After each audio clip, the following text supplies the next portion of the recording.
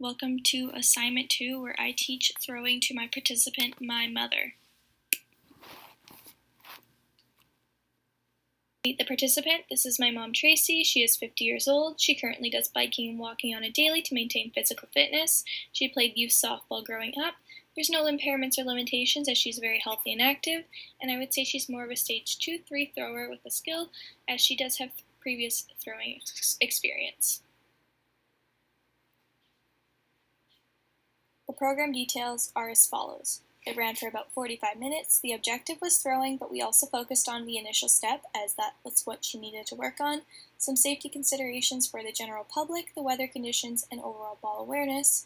The equipment used was tennis balls, a wall or a fence. We used a fence, as that was what was accessible to us.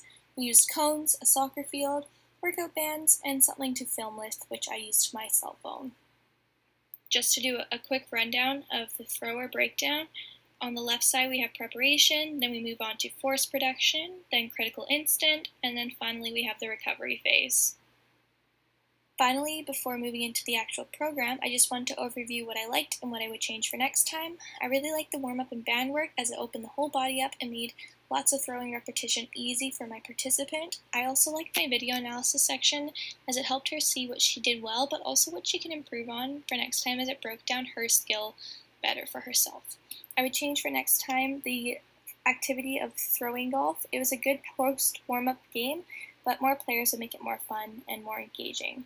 Finally, cooldown was rather short, maybe extending that out a little bit, and maybe just a little less standing overall.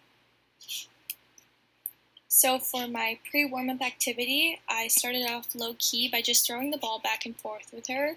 It was very enjoyable as we just got to talk about the day, see what she did. We talked about myself as well.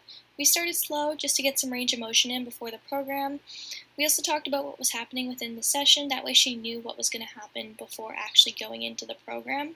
So all you really need is 2 people and a ball. A wall can also be used if there's only one participant and the instructor does not want to participate in the throwing. This eases your participant into the program, like I said, as they're somewhat warm and have their brain functioning and thinking a little bit quicker. So for the dynamic warm-up, we first started by laying out 2 cones 15 yards apart and getting full body movements in, working from the leg muscles upwards to the upper body. If you really wanted to, you can make this a little bit longer by adding in more variation in movements, but also lengthening the yards to maybe 20 yards or above. Then we did band work, which helped warm her shoulders up, ligaments and tendons just a little bit more. That way she could get used to the movements of throwing and there's less chance of injury long term. This is mostly just injury prevention. That way she didn't hurt herself within the process. For my first activity, we did throwing golf. So what I did was I laid cones out at medium range distance very randomly and had her throw to each cone. It was more of a post warm-up, getting used to throwing movement kind of activity. That way she could still warm up her body before heading into the actual technical part of the session.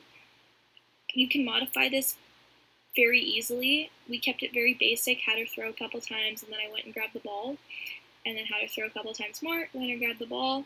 Like I said, you only need 4 tennis balls, 2 to 5 cones, and a starting point.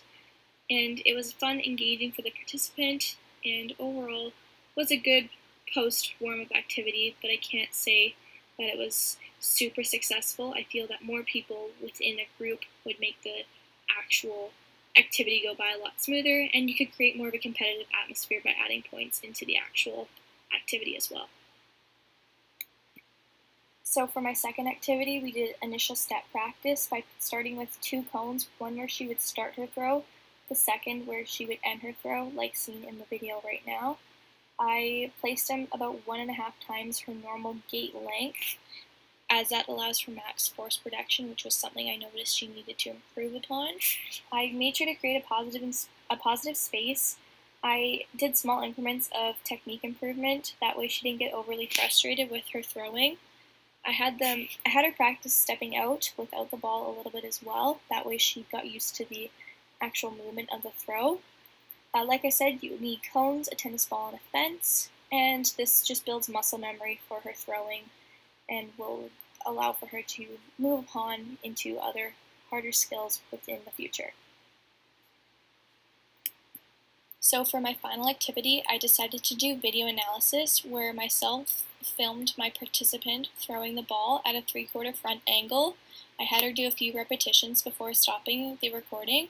I then paused and had her look at the clips. I explained to her what she did really well, what she could also improve upon, and what she can do next time technique-wise. So like I said, the equipment needed was a device to film, a fence to catch the balls, and multiple tennis balls for repetition. We also used the exact same setup of drill from the previous slide. That way she was used to the motion, but also once I was halfway through the actual activity, I took away the 2 cones to see if her step had actually improved and she was getting muscle memory out of the throwing. So for the cool down, we did light upper body stretching, targeting main muscle groups. We worked to the lower body and kept it under 5 minutes. We also debriefed what happened within the session, how it went, what she did well, what she also can improve on for next time, and overall what she did and didn't like. That way I could also get some feedback as the instructor. Finally, for some concluding thoughts, my participant had fun. I learned a lot towards directing programs in the future. It was quite hard to keep my adult engaged, but was an overall really good experience and definitely will take it into my future endeavors within the sports world.